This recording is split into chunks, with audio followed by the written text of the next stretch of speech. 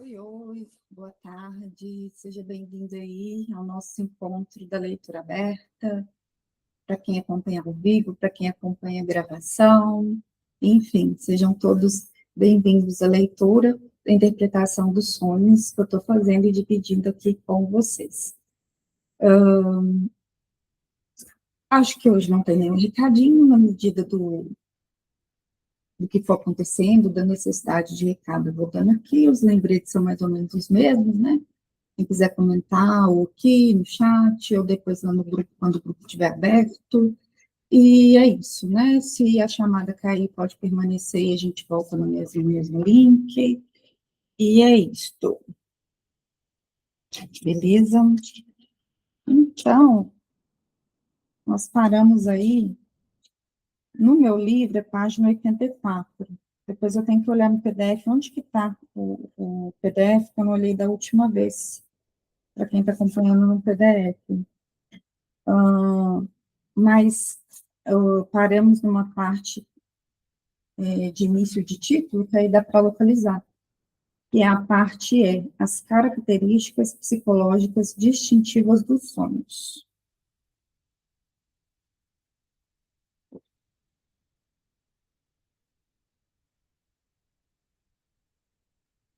Beleza? Vamos lá, então, seguir a leitura.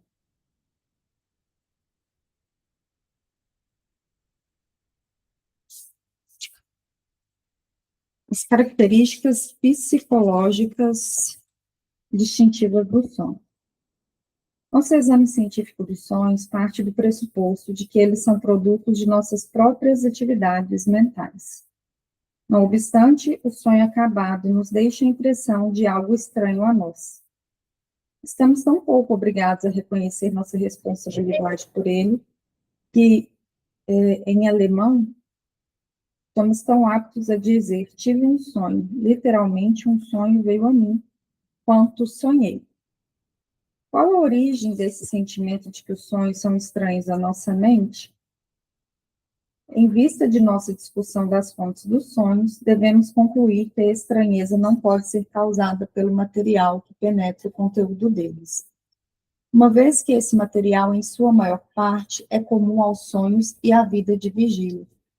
Surge a questão de determinar se nos sonhos não haverá modificações nos processos da mente que produzam a impressão ora examinada. Por isso, daremos uma tentativa de traçar um quadro dos atributos psicológicos dos sonhos.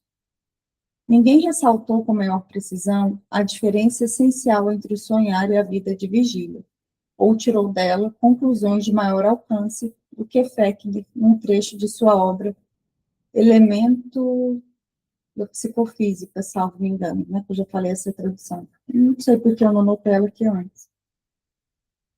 Em sua opinião, nem o mero rebaixamento da vida mental consciente a um nível inferior ao do limiar principal, nem o desvio da atenção das influências do mundo externo são suficientes para explicar as características da vida onírica quando contrastadas com a vida de vigília.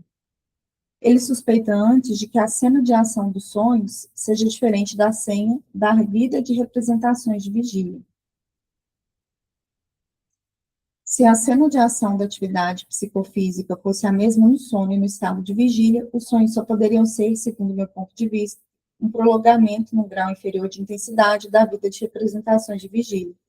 E, além disso, seriam necessariamente do mesmo material e forma, mas os fatos são bem diferentes disso. E é um apontamento interessante, porque mesmo que os sonhos possam ter, como a gente até já andou vendo, comentou, influência da vida de vigília, eles dizem respeito de coisas para além disso, né? Que é as questões do inconsciente, como sabemos. Não está claro o que Fechner tinha em mente ao se referir a essa mudança de localização da atividade mental, nem tampouco, ao que eu saiba, qualquer outra pessoa seguiu a trilha indicada por suas palavras. Podemos, penso eu, descartar a possibilidade de dar à frase uma interpretação anatômica e supor que ela se refere à localização cerebral fisiológica. ou mesmo as camadas histológicas do córtex cerebral. É possível, porém, que a sugestão venha finalmente a se revelar sagaz e fértil se puder ser aplicada ao mental composto por várias instâncias dispostas sequencialmente, uma após a outra.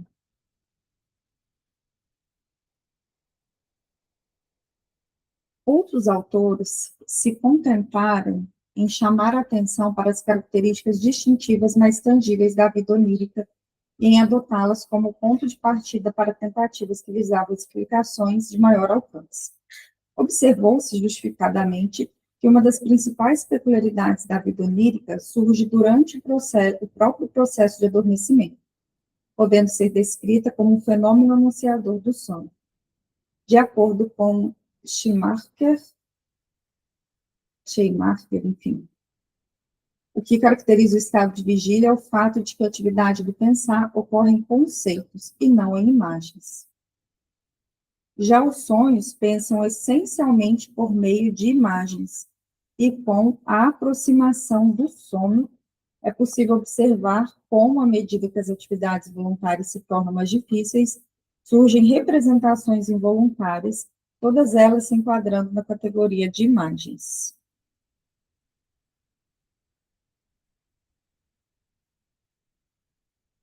Só conferindo uma coisa aqui, pessoal.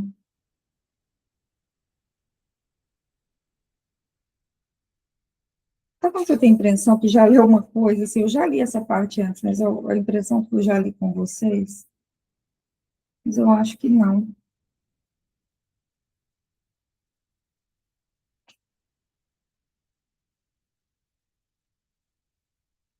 Enfim, é como dizem, só um déjà vu. Mas vamos lá.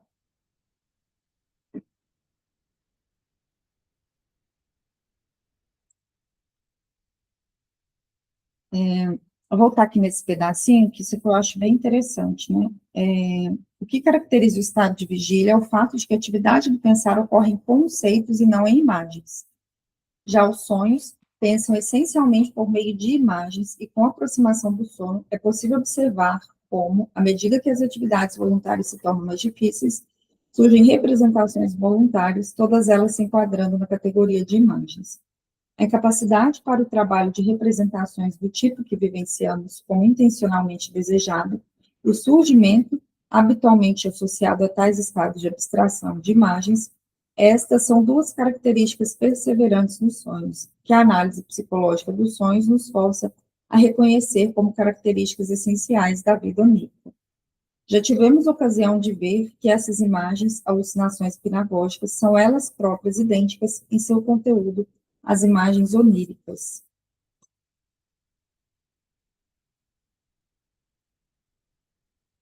Ah, tá. Agora eu entendi. Eu estou com uma anotação aqui que eu achei que era da outra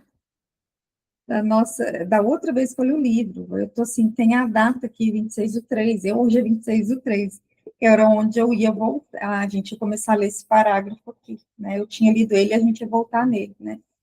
Mas, enfim, desculpem aí. Começamos a parte do começo, né? Mas não tem problema, né? Acontece. Bem-vindo, Rodrigo. A gente está na parte E, as características psicológicas distintivas dos sonhos. 1, 2, 3, 4, vamos começar o sexto parágrafo. Os sonhos, portanto, pensam predominantemente em imagens visuais, mas não exclusivamente. Utilizam também imagens auditivas e, em menor grau, impressões que pertencem aos outros sentidos.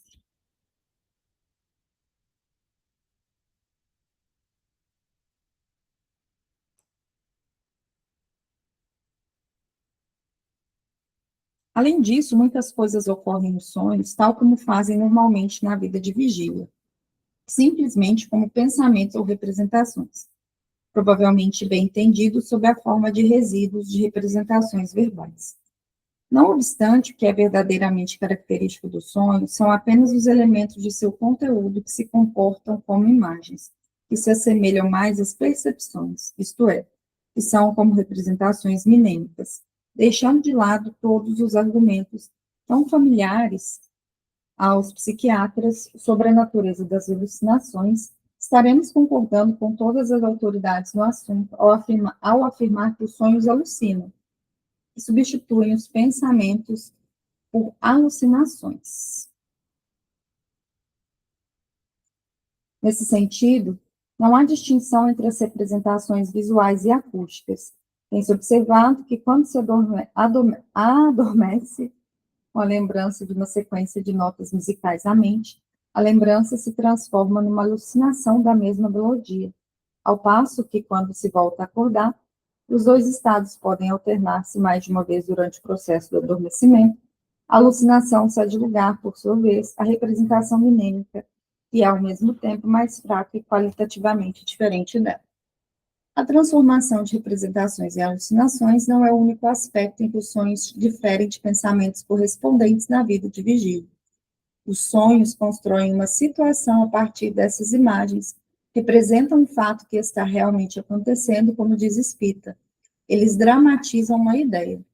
Mas essa faceta da vida onírica só pode ser plenamente compreendida se reconhecermos, além disso, que nos sonhos, via de regra, pois há exceções que exigem um exame especial, parecemos não pensar, mas ter uma experiência.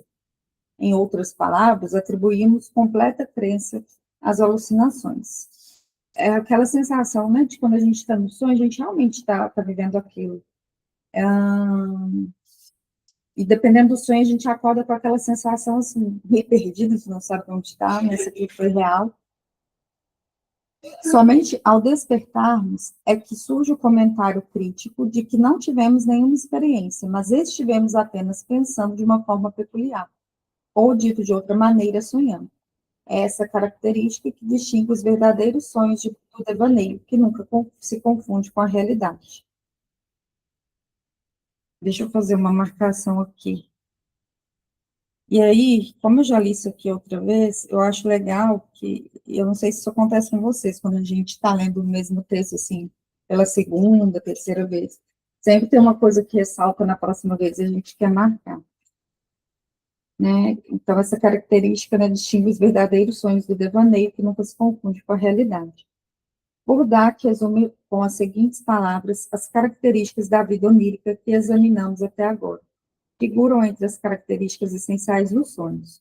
Nos sonhos, a atividade subjetiva de nossa mente aparece de forma objetiva, pois nossas faculdades perceptivas encaram os produtos de nossa imaginação como se fossem impressões sensoriais. O sono significa um fim da autoridade do eu. Daí o adormecimento trazer consigo certo grau de passividade. As imagens que acompanham o sono só podem ocorrer sob a condição de que a autoridade do eu seja reduzida. O passo seguinte consiste em tentar explicar a crença que a mente deposita nas alucinações oníricas.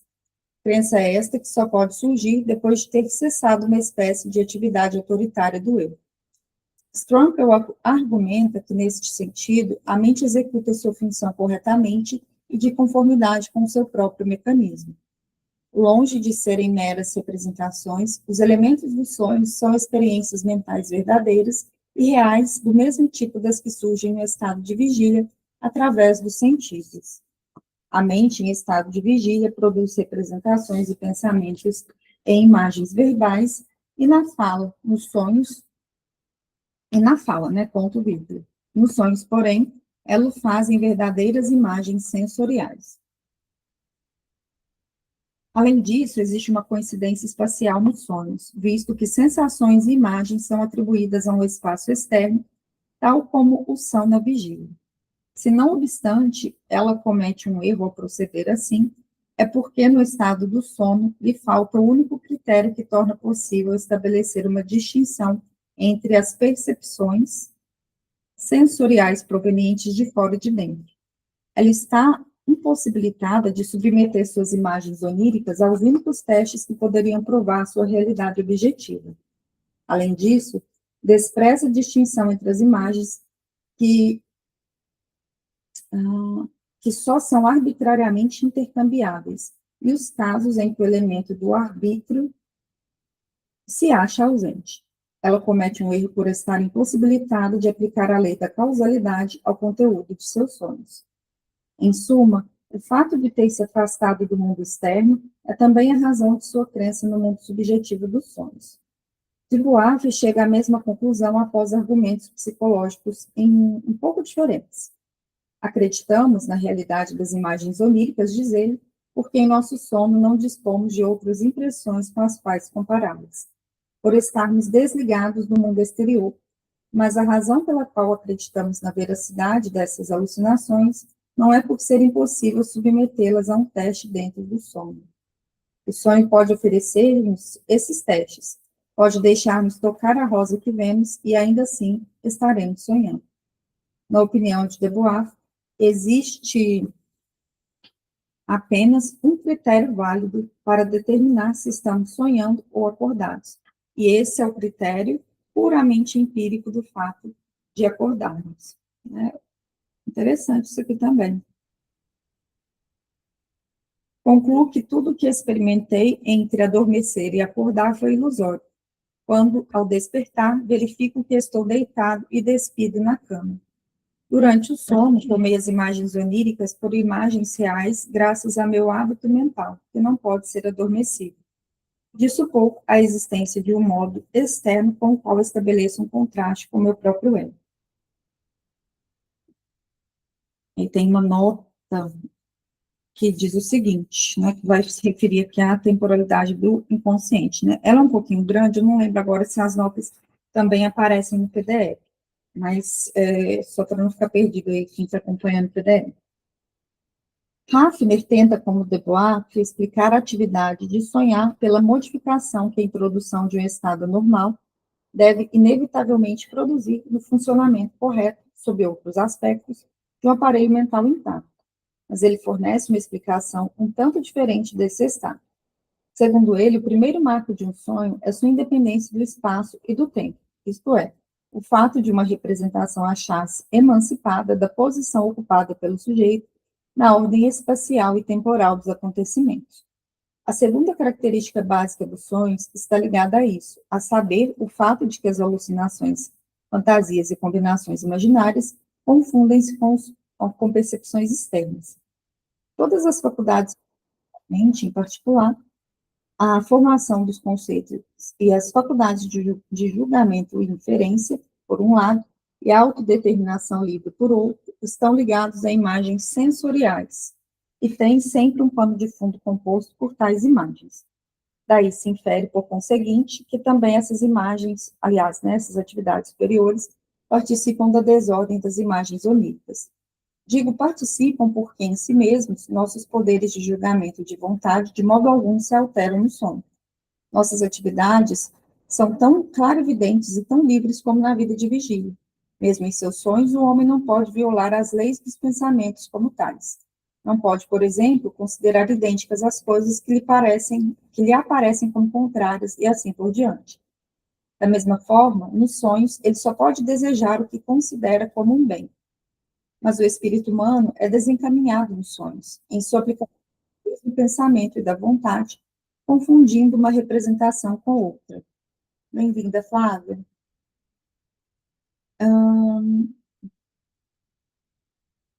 Assim, verifica-se que somos culpados das mais grosseiras contradições dos sonhos, enquanto, ao mesmo tempo, podemos fazer os mais claros juízos, tirar as mais lógicas inferências, chegar às mais virtuosas e santas decisões. A falta de orientação é todo o segredo das fugas empreendidas por nossa imaginação nos sonhos. E a falta de reflexão crítica e de comunicação com outras pessoas constitui a principal fonte de extravagância irrefreada exibida nos sonhos por nossos julgamentos, bem como por nossas esperanças. Então, terminamos aí a nota enorme, né? A gente está na parte do texto, aí do primeiro capítulo ainda. Voltando agora no texto, assim, o desligamento do mundo externo parece ser considerado como o fator que determina as características mais marcantes da vida onírica. Vale a pena, portanto, citar algumas observações perspicazes feitas há muito tempo por Bourdieu. que lançam a luz sobre as relações entre a mente adormecida e o mundo externo, que são a conta certa para nos impedir de dar grande valor às conclusões tiradas nas páginas anteriores. O sono, escreve ele, só pode ocorrer sob a condição de que a mente não seja irritada por estímulos sensoriais. Mas a pré-condição real do sono não é tanto a ausência de estímulos sensoriais, mas antes a falta de interesse nele.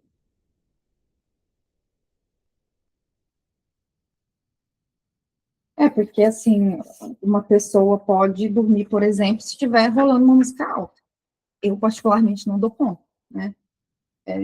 Mas tem pessoa que dorme, né? Então, o problema não é o estímulo, assim, mas como que a gente se relaciona ali com aquele estímulo, né?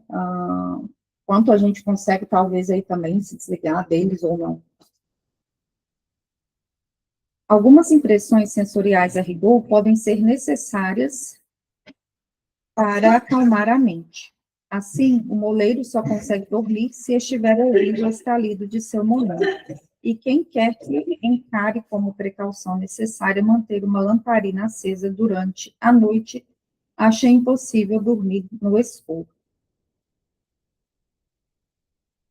No sono, a mente se isola do mundo externo e se retrai de sua própria periferia. Não obstante, a conexão não se interrompe inteiramente. Se não pudéssemos ouvir nem sentir enquanto estamos efetivamente adormecidos, mas só depois de acordarmos, seria inteiramente impossível despertarmos.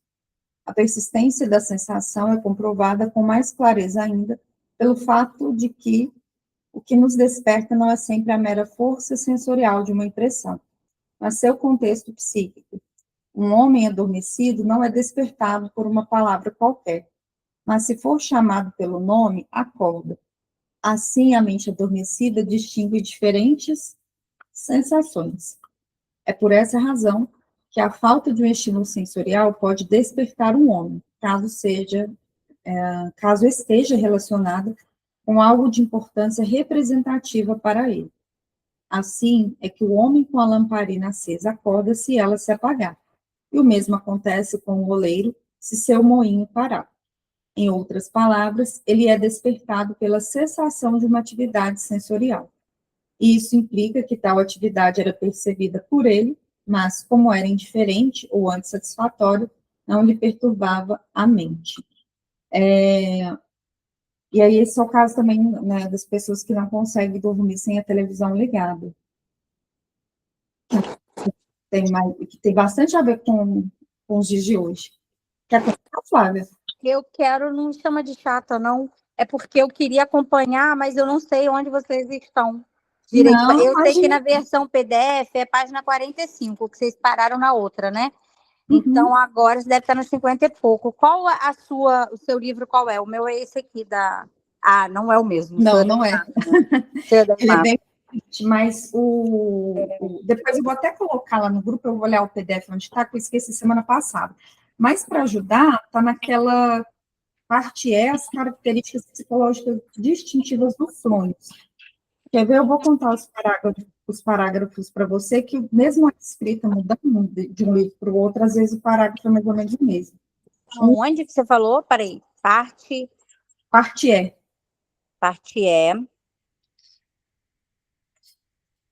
7, 8, 9, 10, 11, 12, 13. A gente vai começar o 14º parágrafo agora. Tá, eu vou tentar achar aqui. Obrigada. Imagina. Pode chamar se precisar. Então, a gente vai continuar aí no parágrafo que começa assim, né? Mesmo que desprezemos essas objeções, né? E uma coisa que, assim, igual quem está com uma Flávia com a Companhia das Letras, que pode notar que é diferente, assim, que às vezes a ordem da frase é um pouco diferente, assim, a construção da frase dos parágrafos, mas o sentido central dá para a gente pegar. Dá sim. Como você me Oi, Flávia, tá picotando o seu áudio? Falei que dá para entender sim, e E era só para me situar, por favor. Tranquilo, Flávia. Vamos lá, então. Mesmo que desprezemos essas objeções, e de modo algum elas são insignificantes, teremos de confessar que as características da vida onírica que consideramos até agora, e que foram atribuídas a seu desligamento do mundo externo, não explicam inteiramente seu estranho caráter. Pois, de outro modo, deveria ser possível retransformar as alucinações de um sonho em representações e suas situações em pensamentos, e assim solucionar o problema da interpretação dos sonhos. E isso é realmente o que fazemos quando, depois de acordar, reproduzimos de memória um sonho. Mas, quer consigamos efetuar essa retradução inteiramente ou apenas em parte, o sonho continuará tão enigmático quanto antes, né? A gente não consegue, assim, interpretar um sonho por completo. Sempre que a gente tentar, a gente vai algo escapa, ou então a gente consegue encontrar mais sentidos, né? Mas até pelo caráter do sonho ser uma manifestação do inconsciente, sempre tem algo assim, né? Por vir. E, com efeito, todas as autoridades presumem, sem hesitar, que ainda outras e mais profundas modificações do material de representações da vida de vigília têm lugar nos sonhos. Strongbow esforçou-se por apontar uma dessas modificações no seguinte trecho. Com a cessação do funcionamento sensorial e da consciência vital normal, a mente perde o solo onde se enraizam seus sentimentos, desejos, interesses e atividades. Também nos estados psíquicos, sentimentos, interesses, juízos de valor, que estão ligados a imagens minêmicas na vida de vigília, ficam sujeitos a uma pressão obscurecedora, como resultado da qual sua ligação com tais imagens se rompe. As imagens perceptuais das coisas pessoais, lugares, acontecimentos e ações na vida de vigília são reproduzidas separadamente em grande número, mas nenhuma delas leva consigo o seu valor psíquico. Esse valor é desligado delas e assim elas flutuam na mente a seu bel prazer.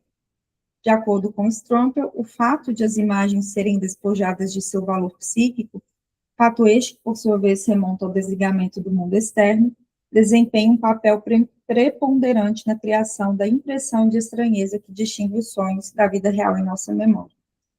Já vimos que o adormecimento envolve de imediato a perda de uma de nossas atividades mentais, qual seja nosso poder de imprimir uma orientação intencional à sequência de nossas representações. Vemos agora diante da sugestão, que afinal é plausível, de que os efeitos do estado de sono podem estender-se a todas as faculdades da mente.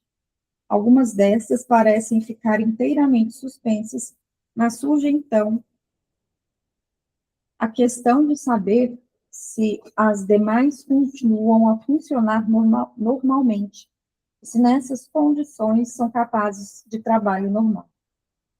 E aqui se pode perguntar se as características distintivas dos sonhos não podem ser explicadas pela redução da eficiência psíquica no estado do sono, uma ideia que encontra apoio na impressão causada pelos sonhos em nosso julgamento de vigília.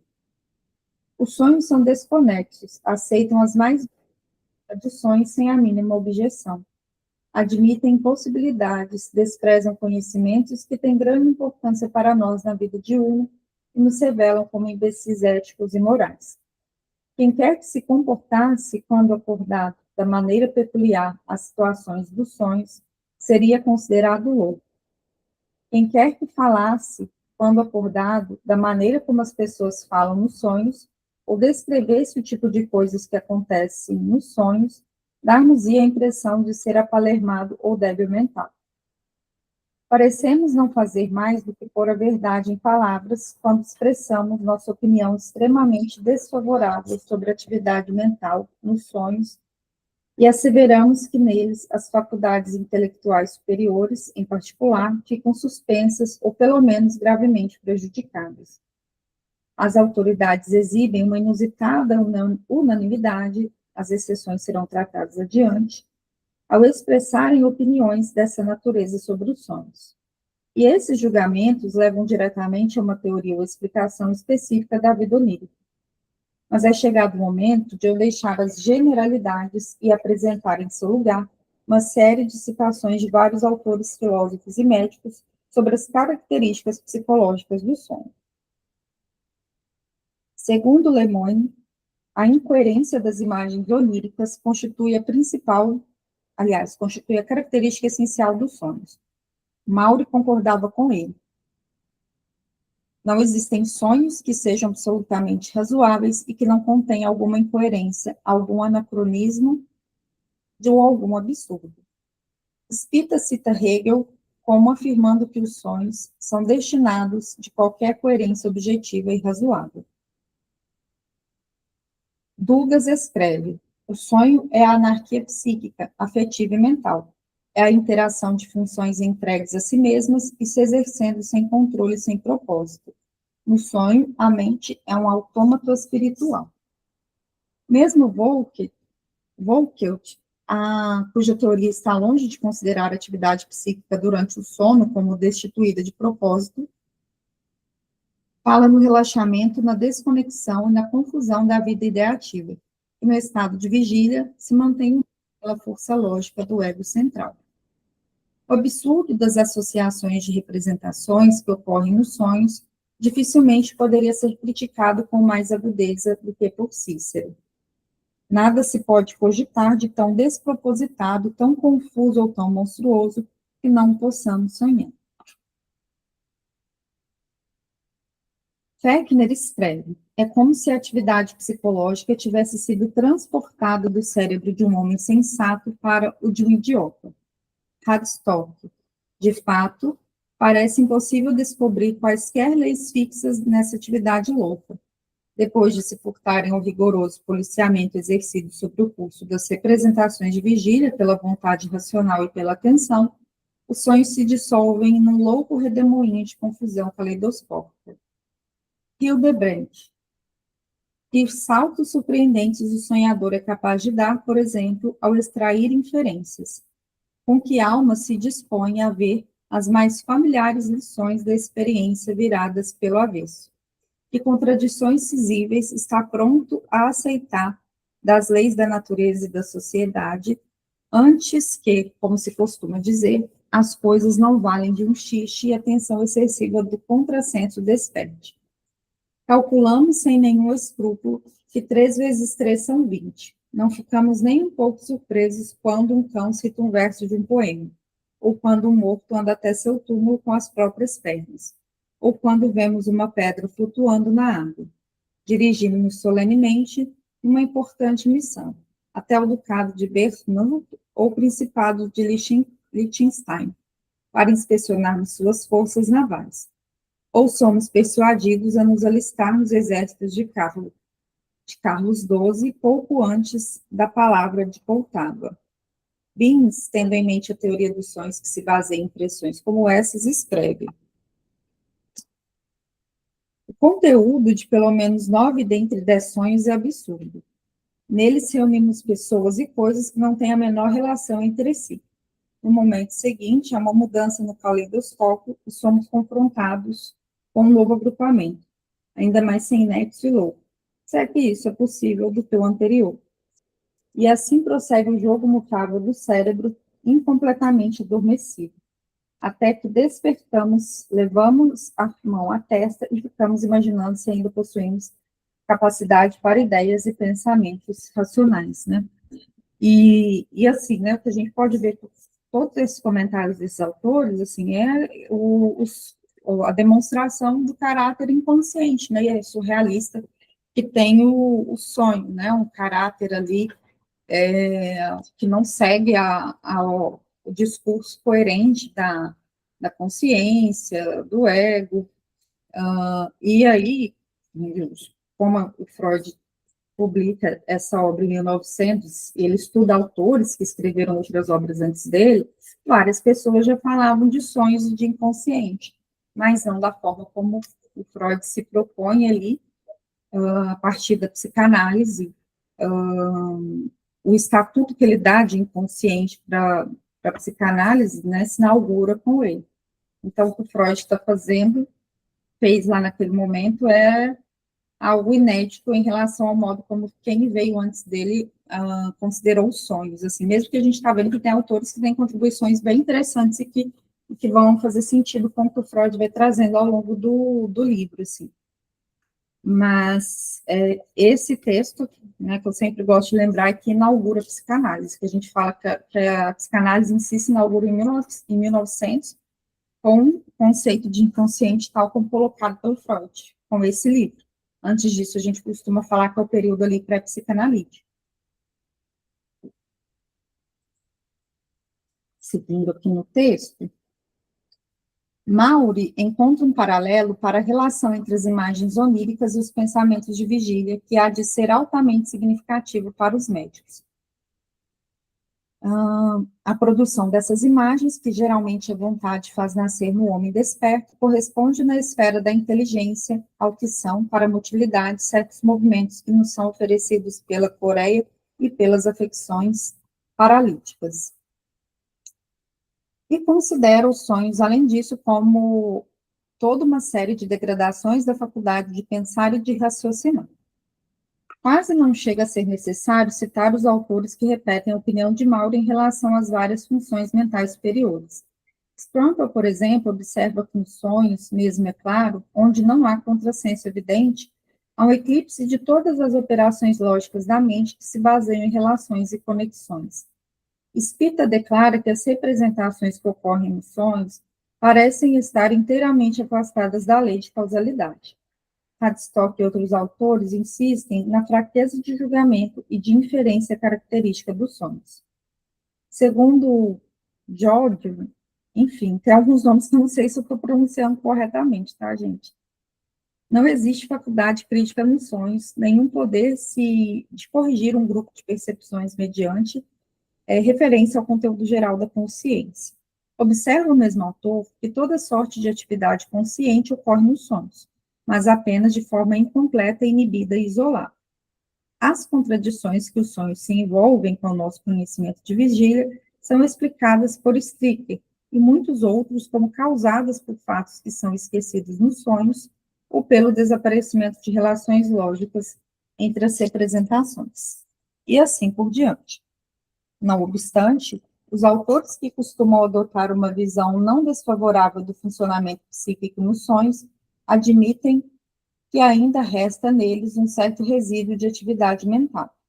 Isso é explicitamente admitido por Wundt, cujas teorias têm exercido uma influência significativa em muitos outros pesquisadores neste campo.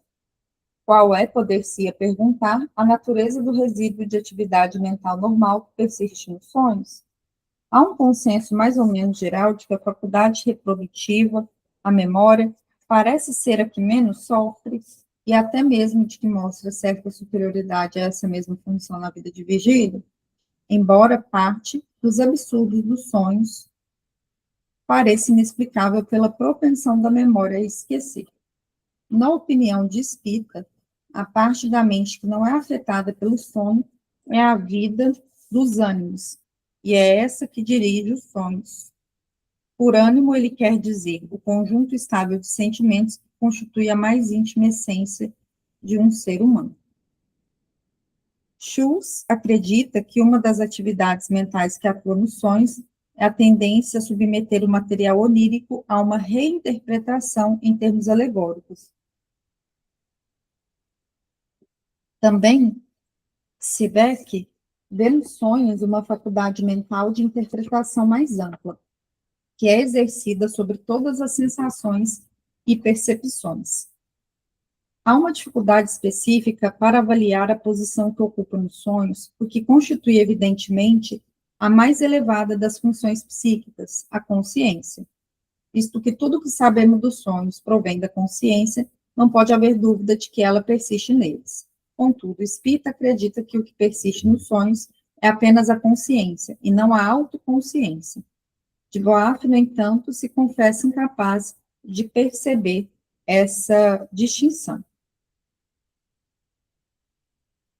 As leis de associação que regem a sequência de representações são válidas para as imagens oníricas e, a rigor, sua predominância é ainda mais nítida e acentuadamente expressa nos sonhos. Os sonhos, afirma Strumper, seguem seu curso, ao que parece, segundo as leis, quer das representações simples, quer dos estímulos orgânicos que acompanham tais representações, isto é, sem serem de forma alguma afetados pela reflexão, pelo bom senso ou pelo gosto estético ou pelo julgamento moral. Os autores cujos pontos de vista estou agora apresentando retratam o processo da formação dos sonhos mais ou menos da seguinte maneira. A totalidade dos estímulos sensoriais gerados durante o sono, a partir das várias fontes que já enumerei, despertam na mente, em primeiro lugar, diversas representações que aparecem sob a forma de alucinações, ou mais propriamente, segundo Wundt, de ilusões, em vista de sua derivação de estímulos externos e internos. Essas representações vinculam-se de acordo com as conhecidas leis da associação e de conformidade com as mesmas leis. Convocam uma outra série de representações ou imagens. Todo esse material é, então, trabalhado na medida em que o permita, pelo que ainda resta das faculdades mentais de organização e pensamento em ação. Tudo que permanece irrevelado são os motivos que decidem se a convocação das imagens decorrentes de fontes são externas, não externas, aliás, se processará por uma cadeia de associações ou por outras.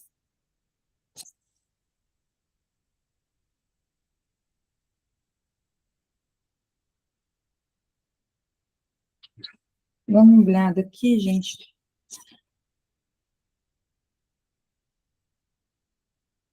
Eu vou marcar essa parte aqui para a gente ficar nela e voltar nela semana que vem. Essa parte ela é bem grande, a gente não consegue ler ela toda de uma vez só. E aí, antes de encerrar, queria abrir um espaço para ver se alguém quer comentar, perguntar alguma coisa.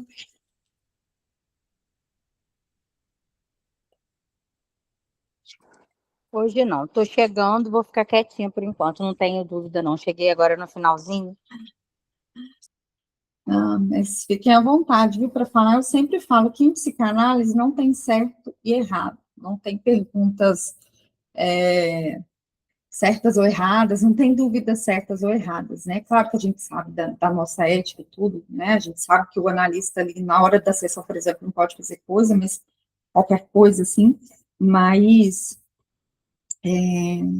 gosto de deixar vocês bem à vontade para perguntar, para comentar, mesmo que pareça uma coisa, assim, boba. Às vezes são as nossas perguntas mais bobas que a gente julga mais bobas, que são as mais importantes, né? Mas, enfim, né, fiquem à vontade, cada um no tempo de vocês. Obrigado pela companhia. Assim que estiver liberado, eu coloco a gravação também lá para vocês. Uma boa tarde de quinta, desde já um bom fim de semana, e a gente se encontra semana que vem. Tchau, tchau.